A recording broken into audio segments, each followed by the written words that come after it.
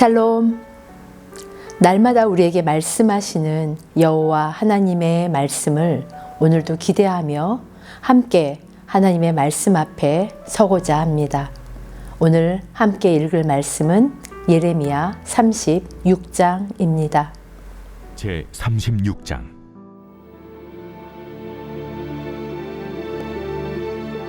유다의 요시야 왕의 아들 요야김 제4년에 여호와께로부터 예레미야에게 말씀이 임하니라.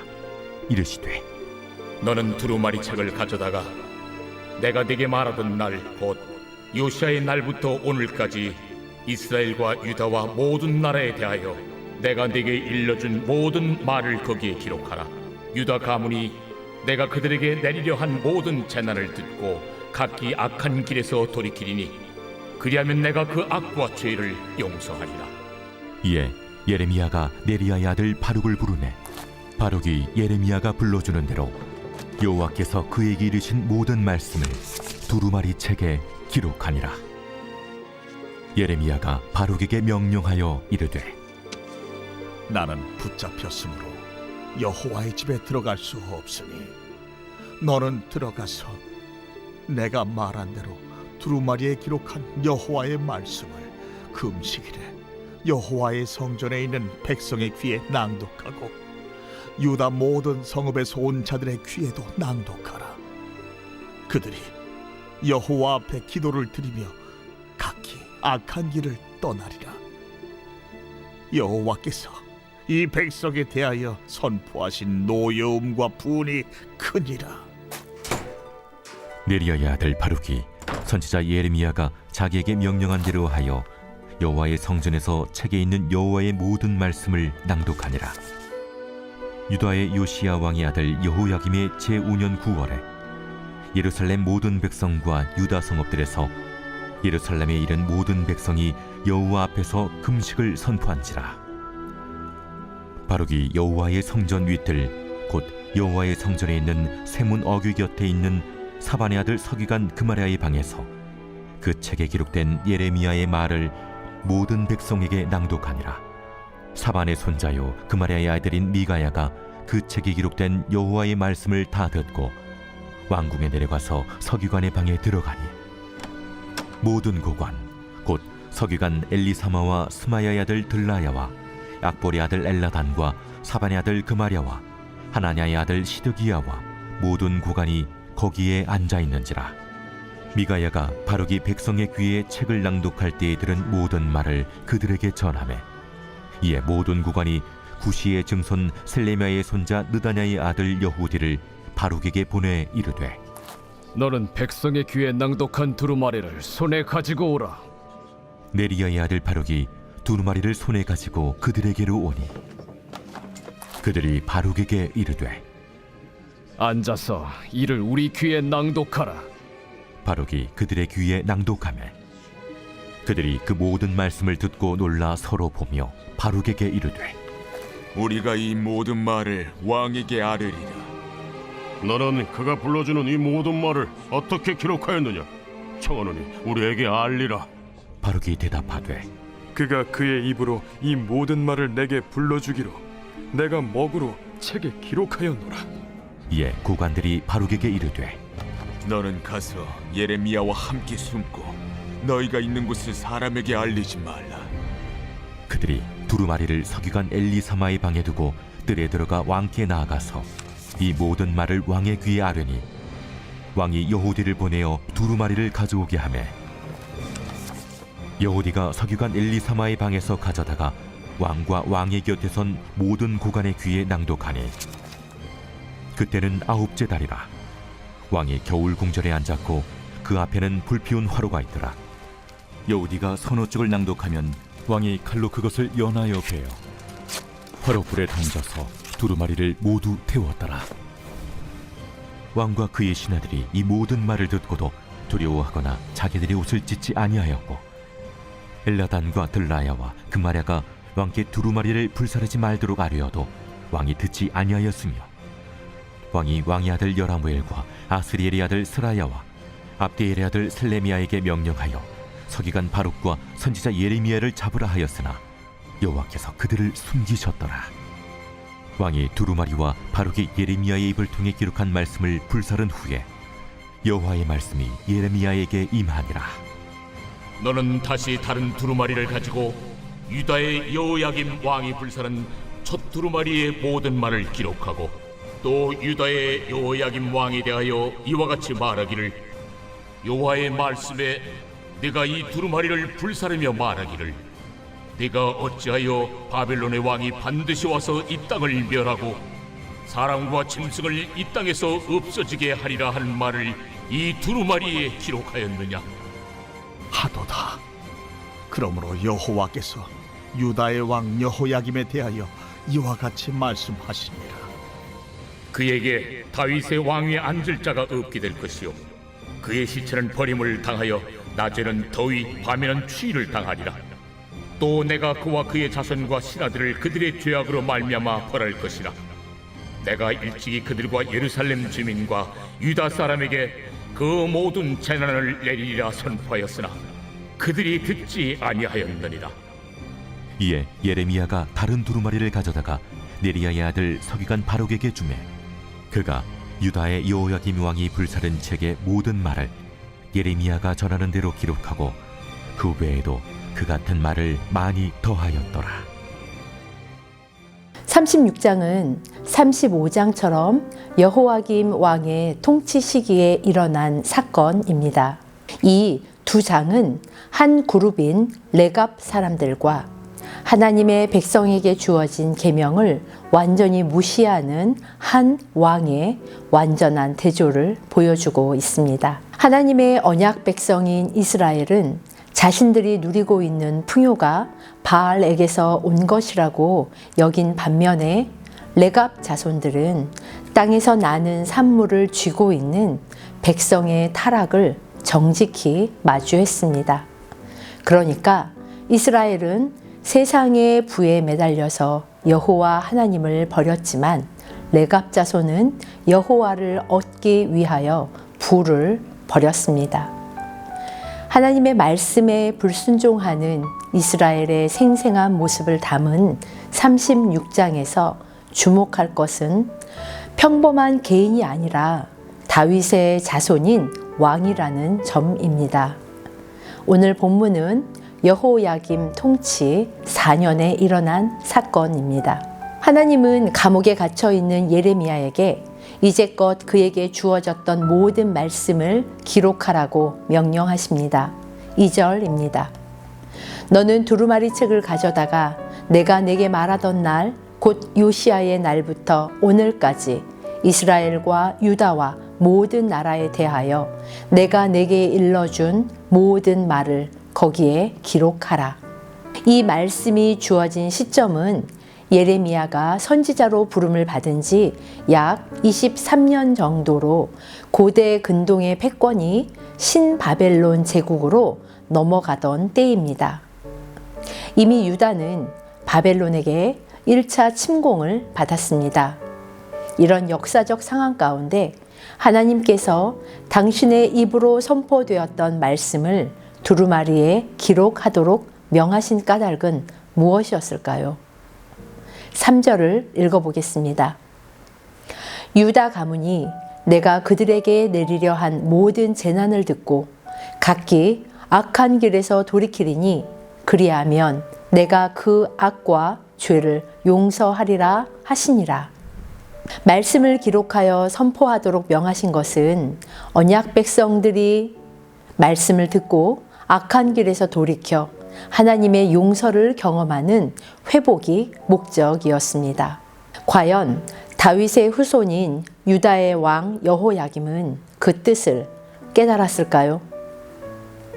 예레미야 선지자는 바룩에게 그 모든 말씀을 불러주며 기록하게 하고 감옥에 갇힌 자신을 대신하여 두루마리에 적힌 하나님의 말씀을 백성 앞에서 낭독할 것을 부탁합니다. 6절입니다. 너는 돌아가서 내가 말한 대로 두루마리에 기록한 여호와의 말씀을 금식일에 여호와의 성전에 있는 백성의 귀에 낭독하고 유다 모든 성읍에서 온 자들의 귀에도 낭독하라. 이 말씀이 백성들의 귀에 들린 날은 여호야김 5년 9월로 금식일이었습니다. 그러나 이렇게 선포된 이 금식은 특별한 상황에서 선포되고 있습니다. 9절을 읽어보겠습니다. 유다의 요시야 왕의 아들 여호야김의 제5년 9월에 예루살렘 모든 백성과 유다 성읍들에서 예루살렘에 이른 모든 백성이 여호와 앞에서 금식을 선포한지라. 바벨론의 세력 확장으로 위기가 고조되자 예루살렘의 모든 백성, 유다 성읍들에서 예루살렘으로 올라오는 백성들을 대상으로 선포된 금식입니다. 이 금식의 선포는 위기에 직면할 때 하나님을 전적으로 의지하고 여호와 하나님만이 구원자이며 생명임을 선언하는 것이었습니다. 지금도 마찬가지입니다. 우리 역시 때때로 문제 해결을 위해 기도와 금식을 시작하기도 합니다.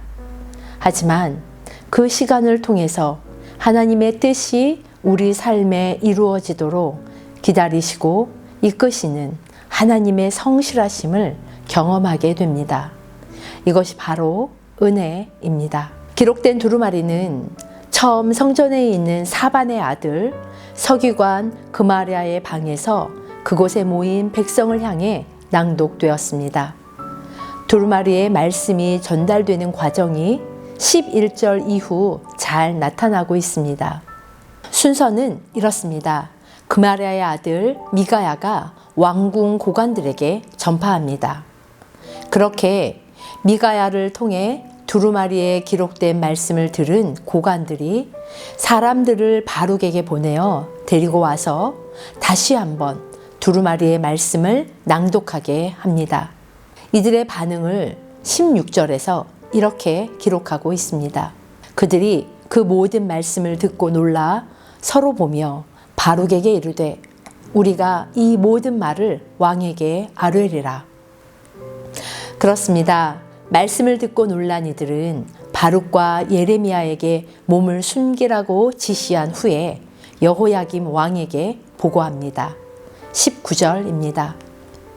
이에 고관들이 바룩에게 이르되 너는 가서 예레미야와 함께 숨고 너희가 있는 곳을 사람에게 알리지 말라 하니라.